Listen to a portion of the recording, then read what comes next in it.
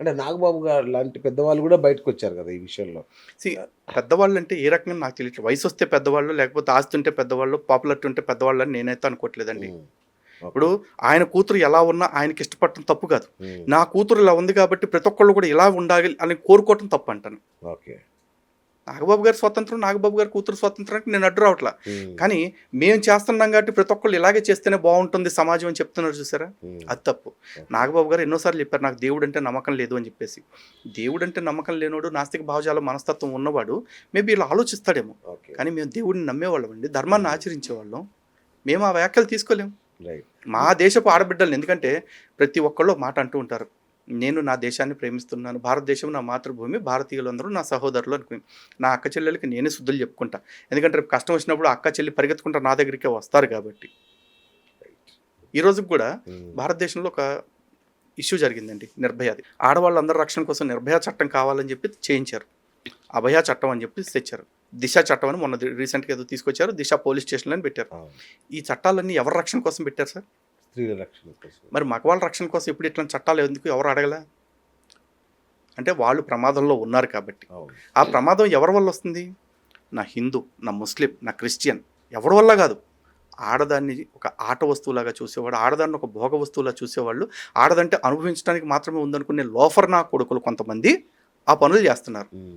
అలాంటి మతాలకు అతీతంగా ఖండిస్తాం. ఎవడన్నా హిందూ ఆ పని చేస్తే కూడా వాడు బెండు తీయాలని చెప్తాం. అంతే అంతే కదా. ఎవడికి ఎక్కువ. ఎవరు తప్పు కానీ చేసినా రక్షణ వాళ్ళకి అవసరం అవుతుంది. చట్టాలు వాళ్ళు కోరుకుంటున్నారు కాబట్టి జాగ్రత్తలు కూడా వాళ్ళకి చెప్తాం. ఎందుకంటే స్వేచ్ఛల్ని, హక్కుల్ని ఇచ్చింది ఇదే రాజ్యాంగం, మనకు బాధ్యతలను కూడా ఇచ్చింది కదా. మరి హక్కుల్ని, చట్టాలని కోరుకున్న వాళ్ళు కూడా బాధ్యతగా ఉండాలి. మళ్ళీ ఇక్కడ చాలామంది అంటారు డ్రెస్సింగ్ల వల్ల అత్యాచారాలు జరుగుతున్నాయి అని. 100 కేసుల్లో 99 కేసులు డ్రెస్సింగ్ వల్ల జరగకపోయి ఉండొచ్చు. బట్ ఒక కేసుకి ఆ ప్రాబిలిటీ ఉందిగా. ఓకే. ఇప్పుడు ఆ ఒకటి ఎవరికి ఎదురవుద్దో తెలియదుగా. హ్మ్. కాబట్టి తోచిన సలహా ఒకటి చెప్తాం, అమ్మ జాగ్రత్తగా ఉండండి వేషధారణ విషయంలో అని చెప్పేసి. ఎందుకంటే ధర్మం అన్నా, దేశానికి చిహ్నం అన్నా వేషభాషలే. అంతే కదా. ఈ రోజున ప్రధాని నరేంద్ర మోడీ గారు వేరే దేశానికి వెళ్ళారనుకోండి, మన వాళ్ళందరికీ చక్కగా మినీస్, బికినీస్ వేసి తీసుకెళ్తారా మహిళా డెలిగేట్స్కి? ఎందుకు చీర కట్టి పంపిస్తున్నారు? హ్మ్. అది ఎందుకంటే మన మన సాంప్రదాయం. దేశాన్ని రిప్రజెంట్ చేస్తుంది మన వేషమే. హ్మ్. కరెక్ట్. కాబట్టి మన వేషాన్ని గౌరవించుకుందాం అని చెప్తున్నాం. అంతేగాని ఫుల్ టైం మీరు చీరల్లోనే పొట్లాలు కట్టుకుని ఉండండి, బురకాలు వేసుకుని ఉండండి నేను ఎవరు చెప్పట్లేదు. హ్మ్. రైట్. అంటే ఇప్పుడు నాన్ వేషన్ లాంటి వాళ్ళు చాలా మంది దేశం దాటి బయటికెళ్ళి ఇష్టం వచ్చినట్టు మాట్లాడుతున్నారు. ఉమ్. వీళ్ళ విషయంలో ఏం చేయొచ్చు? ఒకటండి, కానూన్ కా హాత్ బహుత్ లంబా హై అని చెప్పేసి సామెతలు చెప్తారు వీళ్ళు సినిమా డైలాగ్. అవును. కానూన్ కా హాత్ ఎంత లంబా అంటే కేవలం భారతదేశం బోర్డర్ వరకే. అంతే. భారతదేశం బోర్డర్ దాటిన తర్వాత వీళ్ళు ఏం చేస్తారు? హ్మ్. మాక్సిమం మనం కంప్లైంట్లు ఇస్తున్నాం, కేసులు పెడుతున్నాం, వాడు ఇండియా వస్తే చూసుకుందాం అంటున్నారు. సింపుల్ అండి, వాడి పాస్పోర్ట్ని బ్లాక్ చేయడం ఎంత పని ఎంతసేపు? గవర్నమెంట్ చేయాలి అనుకుంటే. కానీ చేయదు.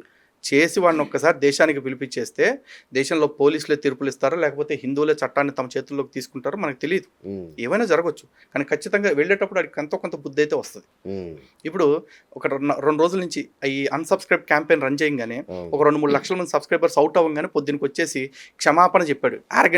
ఆరగెన్సీతో కూడుకున్న క్షమాపణ చెప్పాడు. అదే ఇంకొక 5-6 లక్షల మంది సబ్స్క్రైబర్స్ పడిపోయారు అనుకోండి, కాళ్ళు పట్టుకోవటానికి కూడా ఆడే వస్తాడు. హ్మ్. లేదు అప్పుడు కూడా రాలేదనుకోండి, ఆ 23 లక్షల సబ్స్క్రైబర్స్లో ఒక నెంబర్ లేపేస్తే చాలు. అయితే 2 లేకపోతే 3 లక్షల మందికి పడిపోయేలా చేస్తే చాలు. హ్మ్. ఈ క్యాంపెయిన్ రన్ అవుతూ ఉండాలి. హ్మ్. ఓకే. సో అట్లా అన్వేష్ లాంటి వాళ్ళని కట్టడి చేయాలండి. హ్మ్. ఎందుకంటే ఇది కట్టడి చేయాల్సిన బాధ్యత సమాజం మీదే ఉంది. హ్మ్. అన్వేష్ చాలా మంది అంటున్నారు బెట్టింగ్ యాప్ల విషయంలో తను బాగా చేశాడు, బెట్టింగ్ అవును, యాప్ల అవును. విషయంలో తను బాగా చేశాడు. బెట్టింగ్ యాప్ల విషయంలో బాగా చేశాడు కాబట్టి మిగతా అన్ని విషయాల్లో నీ ఇష్టం వచ్చినట్టు చేసుకోమని పర్మిషన్ ఇచ్చేస్తారా? హ్మ్. లేదు కదా.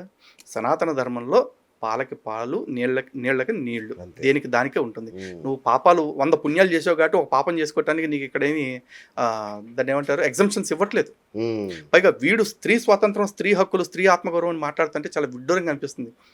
నిన్న ఒక ఆడియో విన్నాను. ఏదో ఒక 14 సంవత్సరాల ఆడపిల్లతోటి 1000 రూపాయలు ఇచ్చి సంభోగం చేశాడట. ఆ బిడ్డకి ఏం అవసరం ఉందో వ్యభిచారం చేయడానికి మనకు తెలియదు. హ్మ్. కానీ నువ్వు నీతి గురించి, ఆడవాళ్ళ గొప్పతనం గురించి మాట్లాడి నువ్వు అమ్మ 1000 రూపాయలు నాకు పెద్ద మ్యాటర్ కాదు, ఉంచుకో తల్లి అని ఇవ్వచ్చుగా. హ్మ్. నువ్వు అనుభవించడానికి ఎందుకు ఇచ్చావు? మరి నువ్వు నీతులు చెప్తావా? పైగా వీడు ఎక్కడికి వెళ్ళినా కూడా నువ్వు ఎవరంటే నేను ఆటగాడిని అని చెప్పేసి వెటకారంగా చెప్తాడు. అవును. అంటే అమ్మాయిలతో తిరగటానికి వీడు ఆటగాడని చెప్తున్నాడు. అంటే అమ్మాయిలు ఆట స్థలమా లేకపోతే ఆట వస్తువులుగానా? హ్మ్. రియల్ ఆబ్జెక్టిఫికేషన్ ఏంటి? ఆడపిల్లల్ని వీడు కదా చేస్తుంది. అవును. మరి వీడిని ఎవ్వడు ఎందుకు ఖండించట్లా? శివాజీ గారి విషయంలో అంత చించుకొచ్చేసి నోళ్ళు అమ్మాయిలు మీరు చించుకుని తిరగండి, బట్టలు ఉప్పు తీసుకుని తిరగండి, ఆవిడ ఏం చేస్తాడో నేను చూస్తా అన్నాడు. ఫస్ట్ మొన్న వీళ్ళ అమ్మతో వీడియో చేశాడు, వీడు పెళ్లి గురించి ఏదో సరదా వీడియో. మరి ఆవిడకి చీర ఎందుకు కట్ చేశాడు? అమ్మ ఈ చీర కట్టుకుంటే క్యాన్సర్లు వస్తున్నాయి అమ్మ, తీసేసేయమ్మ, ఇప్పేసి కచ్చిప్ కట్టుకుని తిరగమ్మా అని చెప్పాల్సిందిగా. అంటే వాడమ్మ ఆడది, ఊళ్ళో ఆడోళ్ళు ఎవరు మరి? ఇవే అడుగుతామండి. వాడు ఒక ప్రశ్న వేస్తే మా దగ్గర 100 ప్రశ్నలు రెడీగా ఉన్నాయి. కానీ మేము ఆ ఒక ప్రశ్నకి సమాధానం చెప్పి 100 అడుగుతాం. వీడు ఆ 100 ప్రశ్నలకి సమాధానం చెప్పకుండా తప్పించుకు తిరుగుతూ రెండో ప్రశ్నకి తెస్తాడు వీడు. రైట్. ఇప్పుడు అతని మీద కేసులు పెడుతున్నారు, చాలా చేస్తున్నారు. ఒక 5 ఏళ్ళు జైలు శిక్ష పడే అవకాశం ఉందని కూడా కొందరు లాయర్స్, లీగల్ ఎక్స్పర్ట్ చెప్తున్నారు. నిజంగా అది సాధ్యం అవుతుందా? జైలు శిక్షల దాకా అంటే నాకైతే నమ్మకం లేదండి. కానీ వాడికి ఒక శిక్ష అయితే పడాలి. ఏ 8 కోట్ల రూపాయల బ్యాంక్ బ్యాలెన్స్ ఉంది, నన్ను ఎవడో పీకలేడు అని స్టేట్మెంట్ ఇచ్చాడు నిన్న. ఏ ఇంకా 23 లక్షల మంది సబ్స్క్రైబర్స్ నాకు ఉన్నారు, నన్ను ఎవడేం పీకలేడు అన్న బలుపుతో ఉన్నాడు. ఆ 23 లక్షల మంది సబ్స్క్రైబర్స్ కనుక అన్సబ్స్క్రైబ్ చేసేసుకుంటే ఈ 8 కోట్ల రూపాయల బ్యాంక్ బ్యాలెన్స్ హారతకర్పూరం అయిపోద్ది.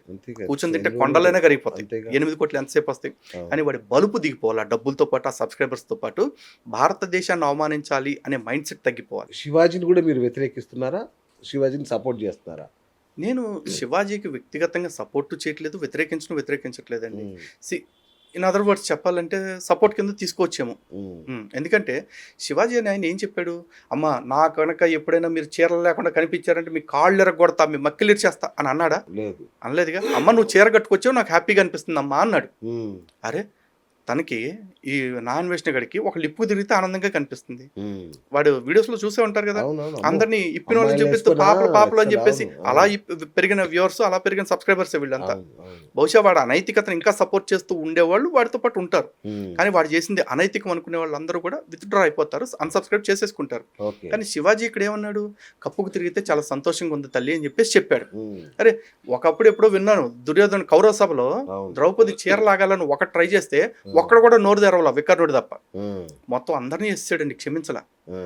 ఎందుకంటే అరే ఆడదానికి అన్యాయం జరుగుతుంటే ఒక్కడ కూడా నోరు ఇప్పలేదు అని చెప్పేసి. ఇక్కడ ఆడదాన్ని ఒంటి నిండా చీర కప్పుకోమ్మ అన్నందుకు మొత్తం వరుసపెట్టి దాడి చేసేస్తున్నారు.